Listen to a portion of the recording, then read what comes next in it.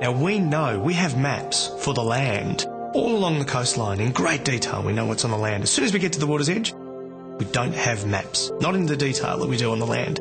Now, after a project like this, we do have that kind of information. Victoria's marine environment is a significant place. One of the fantastic statistics that I love is that about 85% of the animals and plants and all things that live in the southern waters of Australia are endemic. They live only there. 10 years ago, it wouldn't be possible to do this kind of mapping.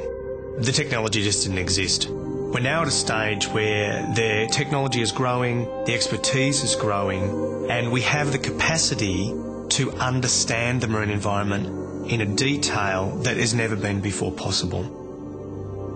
We are able to derive products that represent the seafloor topography, but we need some information on the biota, and we do this by towing a video camera over the seafloor.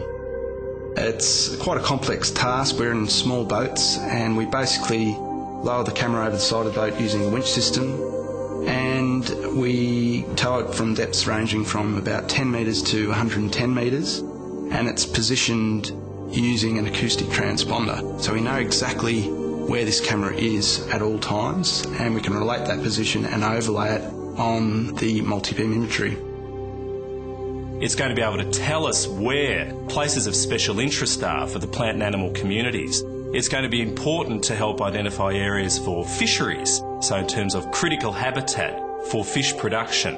It's also going to give us information about sites of cultural significance, places that, while it's very new to us, of course we have to remember that in times past Aboriginal people were walking over these areas, they were fishing, they were hunting, and now with sea level rise, these lagoons, these ancient sand dunes, these cliff areas have been covered by the ocean.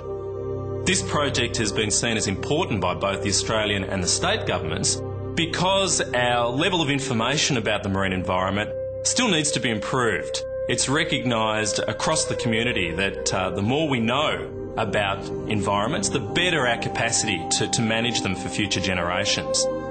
Without this kind of information, we're almost managing in the dull twilight. There's a bit of light because we know roughly in broad detail what's out there.